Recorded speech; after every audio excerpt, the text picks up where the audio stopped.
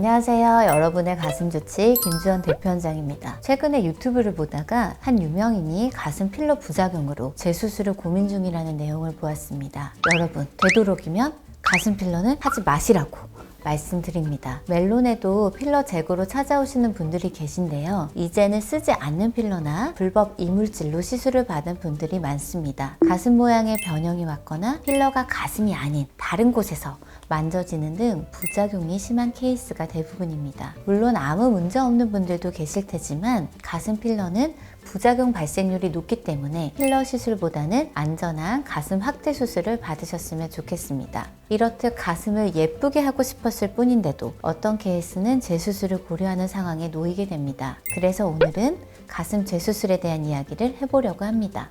가슴 재수술의 원인이 뭔가요? 본격적으로 얘기하기 전에 재수술 원인부터 잠깐 보고 가겠습니다. 첫째, 흔히 아시는 구형구축 혹은 비대칭 등의 부작용 때문입니다. 이러한 부작용은 회복 과정 중에 예기치 못한 변화가 원인일 수도 있지만 개인의 관리 소홀로도 발생할 수 있기 때문에 원인을 선명하게 특정 짓기는 어렵습니다. 다음은 기존에 사용한 보형물에 문제가 생기는 경우입니다. 보형물로 인한 부작용이 발생해서 아직까지는 괜찮지만 위험성이 있어서 이렇게 두 가지 이유로 재수술을 결정하게 됩니다. 마지막으로는 개인의 불만족, 모양과 사이즈 개선을 원하는 경우입니다. 듣자마자 밥그릇 모양이 떠오르실 것 같아요. 밥그릇 모양은 성형한 느낌을 주는 대표적인 케이스인데 피부는 얇고 가슴방은 작은데 보형물이 과하게 크거나 박리 과정에서 공간 확보가 덜 되어서 발생할 수 있습니다. 지금 말씀드린 모든 원인은 내적 문제로 오기도 하지만 눈에 보이는 외적 문제 또한 동반하기 때문에 노출을 해야 하는 상황이 오면 소극적이 되고 스트레스를 받게 됩니다. 바로 여기서 재수술 고민이 시작됩니다. 고민 중인 분들은 궁금한 게 많으실 텐데 지금부터 풀어보겠습니다.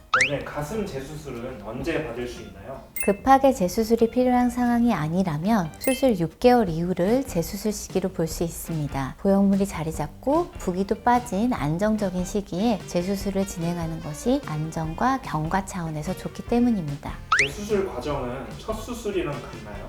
같을 수도 다를 수도 있습니다. 수술 때에 오르는 과정은 똑같지만 보형물에 손상, 변형이 있는 경우는 보형물을 교체하는 수술을, 보형물에 문제가 없는데 보형물이 들어간 공간이 문제라면 기존 보형물을 유지하면서 수술을 할 수도 있습니다. 케이스에 따라서는 가슴 거상을 같이 진행해야 하는 경우도 있습니다.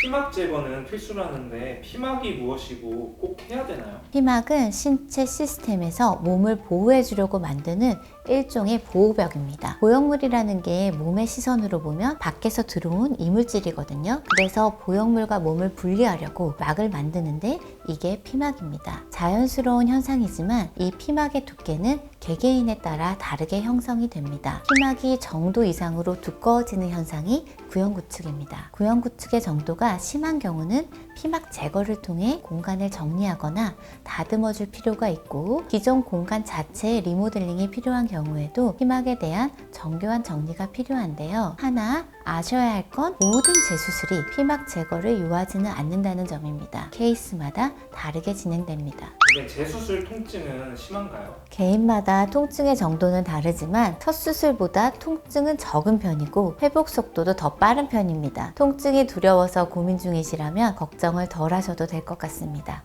재수술은 여러 번 할 수 있나요? 가능합니다. 재수, 3수, 4수까지 하는 분들도 계십니다. 다만 수술법은 재수를 결정하는 원인에 따라 달라질 수 있습니다. 예를 들어 흉터 걱정 때문에 겨드랑이 절개로 처음 수술을 했는데 부형구축이 심하게 왔다면 재수술할 때는 절개를 밑선 절개로 바꿀 수가 있습니다. 아무래도 가장 좋은 건 첫 번째 수술로 가장 만족스러운 결과를 얻는 거겠죠? 내가 원하는 건 무엇인지, 케이스 경험이 많은 의사는 뭐라고 하는지 충분히 상담해서 결정하고 수술 전후 관리 등도 병원과 같이 꼼꼼하게 챙겨서 만족할 수 있는 결과를 만드는 게 가장 좋습니다. 재수술 시 필수로 체크해야 하는 게 있을까요? 당연히 있습니다. 재수술은 원인, 수술법 등 모든 부분에 신중해야 하지만 재수술의 노하우나 경험의 깊이가 있는 전문의인가? 수술 후 관리 시스템은 얼마나 체계적인가는 꼭 고려해야 되는 사항입니다. 멜론의 경우 셀프 케어 용품이든 멜론박스, 캡슐러티스, 힐라이트 등 다양한 관리 장비로 병원에서도 집에서도 회복에 집중할 수 있는 환경을 만들어 드리려고 하는데요. 이처럼 의사와 나, 그리고 나를 담당해주는 실장님까지 삼각으로 꾸준히 케어해 나갈 수 있는 환경이 중요합니다. 또한 이러한 부분에서 비용이 달라질 수 있으니 노하우가 있는 의사인지 나를 잘 케어해줄 수 있는지 등을 충분히 살펴보고 재수술을 결정하셨으면 좋겠습니다. 오늘 가슴 재수술에 대해 알아보았습니다. 가슴 재수술을 앞두었거나 고민 중인 분들께 도움이 되었으면 좋겠고요. 저는 여기서 인사드릴게요. 멜론 언니 김주원이었습니다. 감사합니다.